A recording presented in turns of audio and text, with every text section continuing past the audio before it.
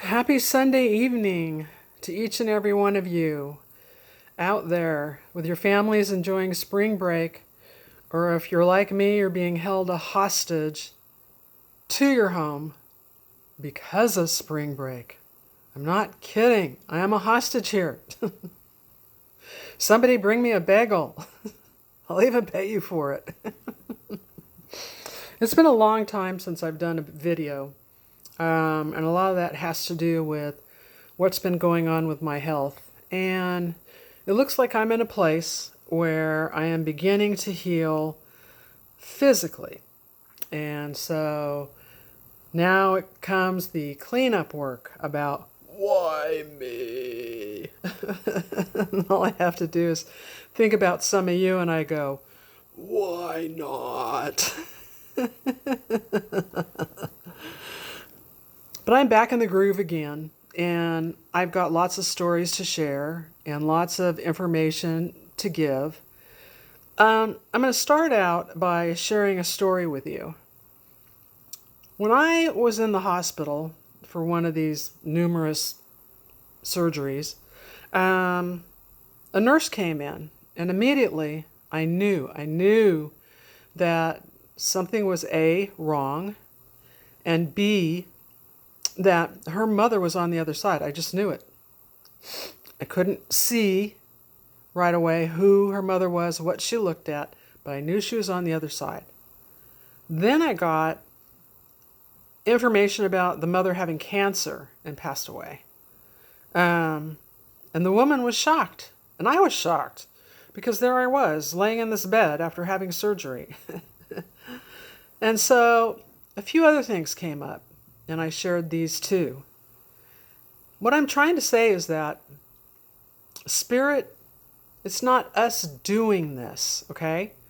Any medium that tries to suggest that this is their doing is a nutcase. They aren't doing this themselves. This is for spirit, because spirit wants us to spread the message that death is nothing to fear. That we don't have to be chasing our tails so fast because we're so scared about death and dying. That it's okay. That it's just walking from one door to another.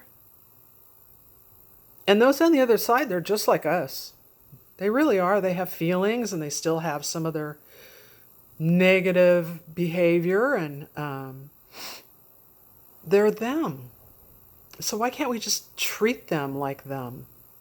Instead of making such a big Hollywood expose, everything, blah, blah, overwhelming, over the top.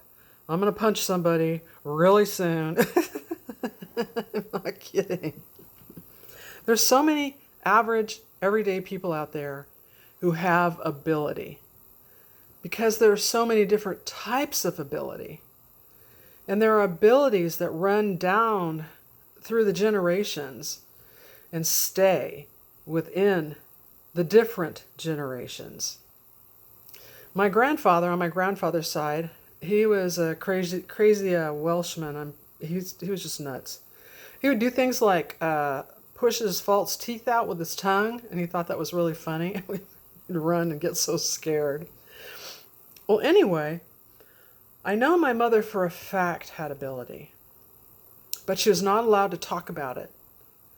So she had a bunch of books that she had under her bed. And so I didn't find those until after she had crossed over. But there was a time when it was not okay to talk about any of this stuff.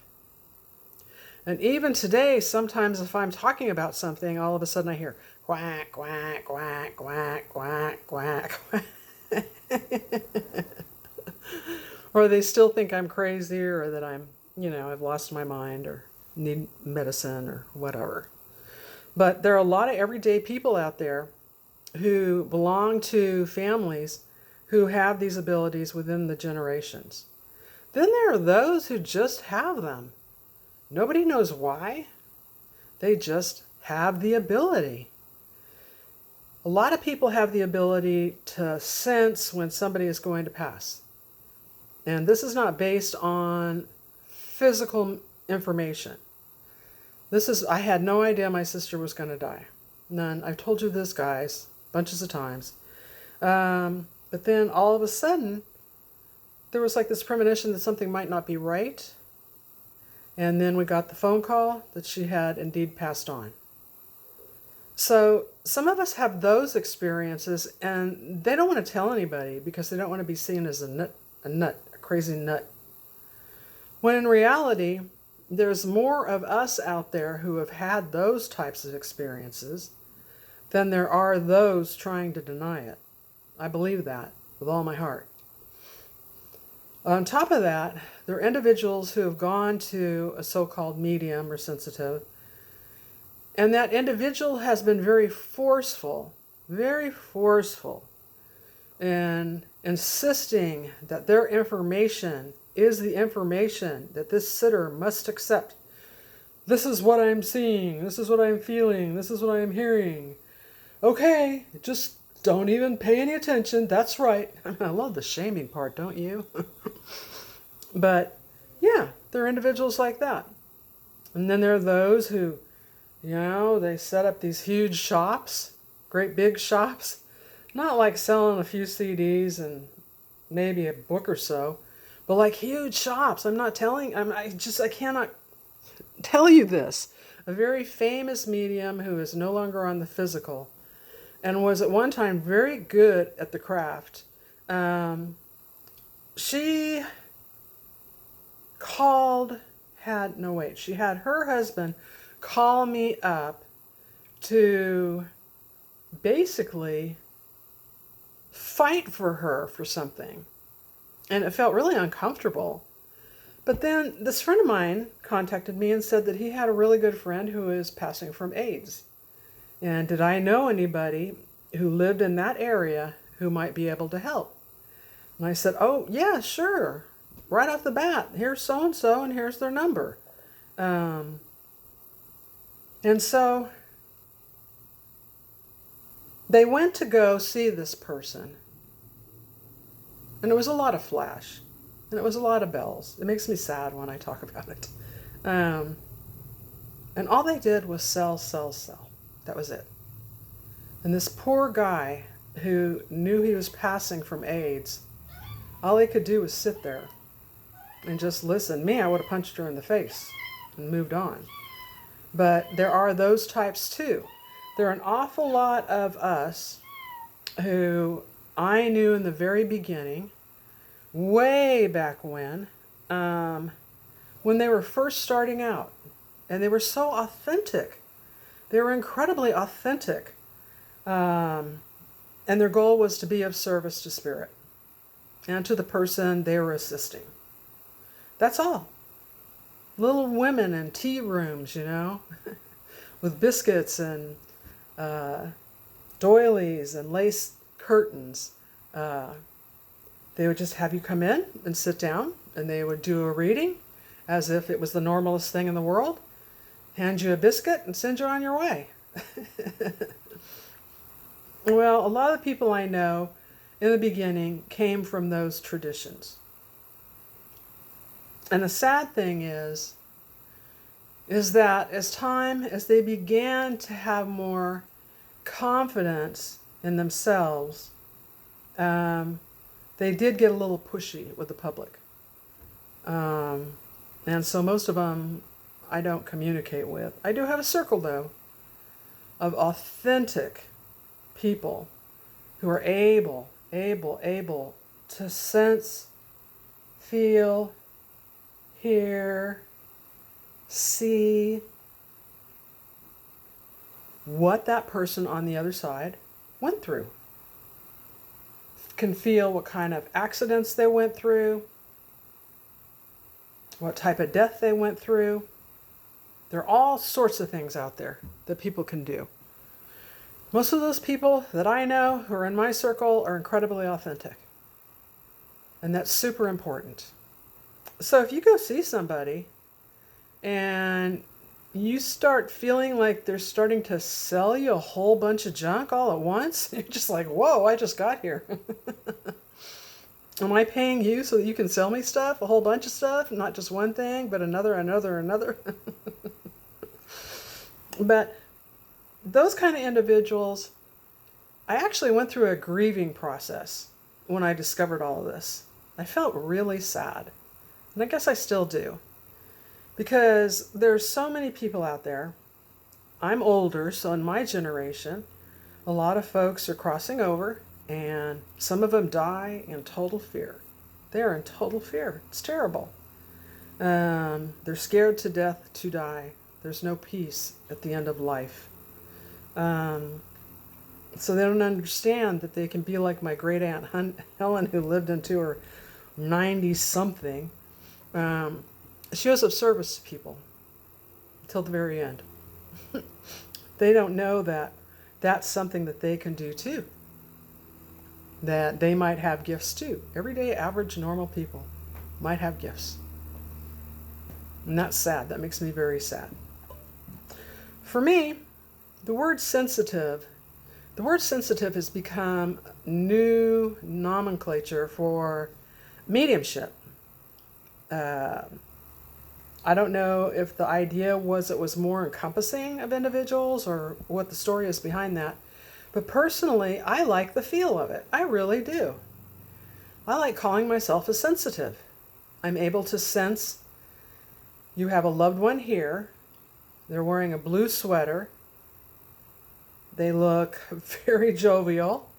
To me, that's the same thing, and that's clairvoyance. That's clairvoyance, sensitivity with clairvoyance. And there are other people who can hear. I can hear sometimes. I'll hear somebody. I can also feel all of a sudden how a person dies. Sometimes that's still pretty overwhelming. So that's why I continue to have a mentor to show me how to work those deals, because trust me, I don't know everything. Then there are individuals who are good at, they can just scan somebody and they can tell something's not right. And they can physically see that something's not right in a certain part of the body. I can do that, but I wouldn't say I'm an expert at it. So there are all of these ways to be sensitive, to have sensitivities that hook us into the afterlife. Some of us have sensitivities that we use in the here and now. When we know that there's something wrong with one of our children, or we have a sense that something's not right here. I live in Hurricane Alley. I've told you guys this before. And all of a sudden it just feels strange when a hurricane's coming. It's a very strange, the pressure is dropping sensation. But then it goes even deeper than that. And so animals on the island, all of a sudden, I think it's the pressure that gets them.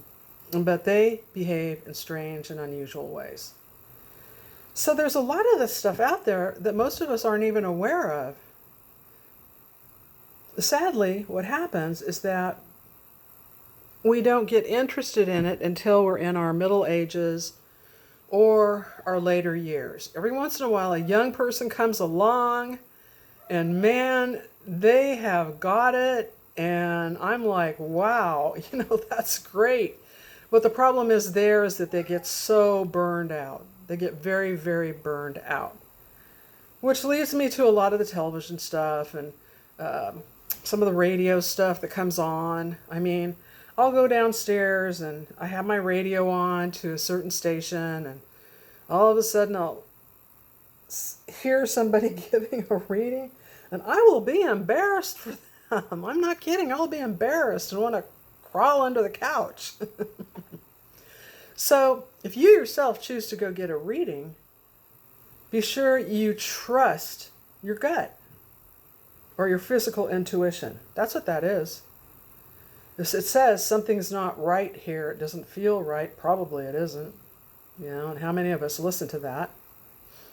If your intuition tells you that you're looking at somebody and they're smiling and they're, you think this person seems like they have it all together, but you have that little, something's pulling on the back of your hairband. Chances are something's not authentic at all. And so The word sensitive is about taking responsibility for every area of my life. That's another definition, and I really like it. And I'm not the one who came up with that. People before me were talking about that.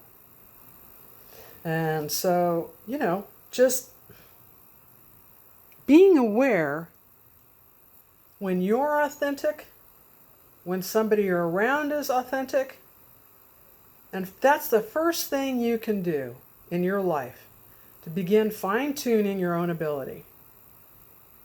Just see if you can determine whether or not you are being authentic in a conversation or somebody is being authentic with you. Very easy stuff right there. Not a problem at all. Everybody can do it. But sadly, today there are many, many people out there who I think start out with good intention, really good intention, and then it's gotten kind of Hollywoodish, and so they kind of click into that stuff. And I've seen some just like yell at somebody who was sitting for a reading because they didn't agree with them and telling them how wrong they are. And yes, this is your auntie so-and-so, or this is for you, or this message is for you. And the sitter's going, well, I don't really think so. It doesn't ring a bell. You don't have to accept everything that's said. You can always say, let me think about it. There you go. Let me think about it. You can even say, let me think about it and I'll get back to you. So being as sensitive is it's just like having red hair or blonde hair or black hair or brown hair. Some people think it's genetics. I kind of wonder because it was so strong on my grandfather's side of the family. And then other people, they just develop it. Something triggers them. It could be a dream about a parent passing. And then that all of a sudden waking up and finding out that parent has passed, or waking up to the ring of a phone where somebody is saying, I'm sorry, but your mother, your father has just passed away and I thought I should let you know. So it can be something like that too. It doesn't have to be all rainbows and unicorns and a bunch of stuff. Now, sometimes it is. Sometimes it is. On numerous occasions, I have worked with moms who have had sons who have committed themselves. They have committed themselves suicide by police, and one was just plain suicide, and the other one, I just know I've worked with a lot of people who have had suicides, and they're different. There are some common things, but they're different. So there was this woman who had this son who was killed in the military. He was in the military. And she was very distraught about this. And she had a spiritual life, actually. But she was having a hard time coming to terms with it. Really hard. And so I was talking to her. All of a sudden I felt this like, sort of thing that knocked me in the chest and in the back. And he had been shot with a gun. And I had to compose myself and take a few deep breaths and remind myself those feelings weren't mine, that those feelings were hers, if she takes them or wants them, and move on from there. Now, if she hadn't wanted to take any of that information, and I had started saying, no, no, no, this is for you. Oh, no, no, no. That's abusive. Or if someone says, you're just not in touch with yourself that well. You know, you really, my favorite is you need to evolve more. That's my favorite. No, it just means maybe me as the conduit. You know, a telephone, Okay, I'm going to really date myself here. Remember when you used to cut open the wiring of a telephone and there were all these different wires in it? Or if you go to an electrical box and there are all these different colored wires in there? Well, that's kind of what I am. I'm like a conduit. And sometimes I'm way off the beam because a few of my wires have been cut. Maybe I'm not doing well physically. Maybe emotionally I have something on my plate I need to address. Here and now issues with my children. Some of those wires have been cut. So sometimes I'm just not going to be right 100% of the time. And that's okay. And so what I say to people, if I'm way off and they say, no, I don't think so. And I say, don't worry about it. Just toss it aside. Takes a lot of pressure off, doesn't it? Don't have to fit in some little mold that your conduit wants you to be in. And that's the way it should always be. It should always be like that. Every once in a while, I'll be out in public, just kind of meandering around, or in an airport, or the grocery store, or somewhere. I'm out there, just kind of roaming around, and I'll get a strong feeling about something. It'll be about somebody. So do I have the right to go up to that person and say to them, I just received a message from your parent? No. There are many more tactful ways to do it. Many more. And most people who have these sensitivities should know about that. Otherwise, they need to go get some more training. So there are those times. I'll be standing in line somewhere and I'll feel something behind me. It'll be so strong. And I don't turn around and just go, what's wrong? Or here's your dad. Or any of that stuff. Because that's abusive. When a reading takes place, it's a 3-person deal. It involves the sitter. It involves the conduit. Okay? And that's the beginning. And that's what we need to focus in on in the beginning. Is that if that conduit feels like it's not working, oh, blow it off. Seriously. Don't try to make somebody's day happy. And so many people will do that. It's like we're such a codependent society. Well, I didn't want to say to them that, no, that blue-haired lady was not my grandmother. But I said it anyway because I didn't want to make her mad. Always, always, if you're sitting with somebody who is reading you, who is being a conduit for you to the other side, always still trust your gut. I don't care how famous they are. I don't care how much money they make. Always trust your gut. Now, there are a lot of ways that people can do readings. So me, for the most part, I'm a clairvoyant. That means that I will start seeing pictures and I'll start getting a story of some sort. And then I'll see more specifics about that individual. And the only thing I ask is yes, no, I don't know, maybe. That be it. That's it. Like I said, doesn't have to be a 4-part miniseries. It can be that simple. This is just right there. Now, I have been in places where I have seen folks who have turned around and said to somebody, your mother was right here just visiting me. And the person looks so startled. They look so frickin' upset. So anyway, I'm a clairvoyant in that manner.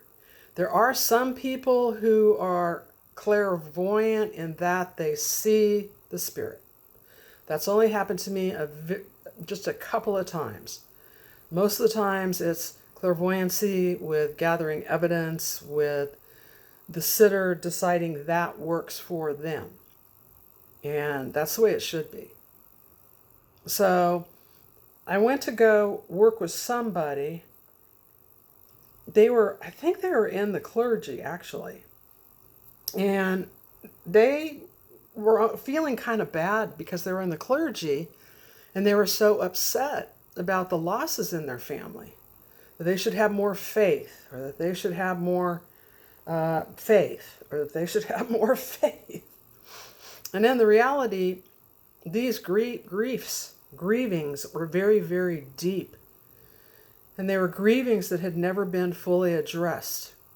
And so we started talking, and it seemed very confusing. So I told this person, will you make a list of all the people that you think you are grieving right now in this moment?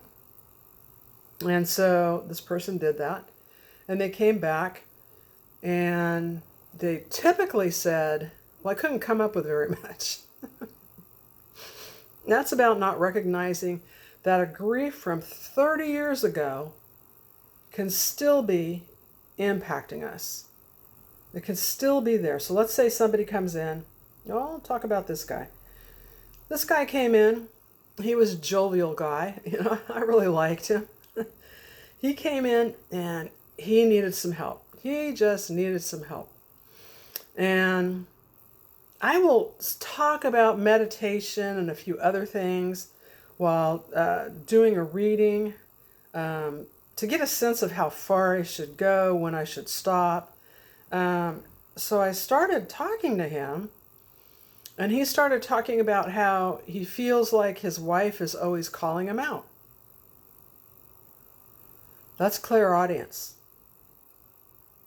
So when he was hearing his wife calling his name out, basically what was going on was she was calling his name out. It's that simple. It's nothing more. It was not that complicated. Okay? I know another person who began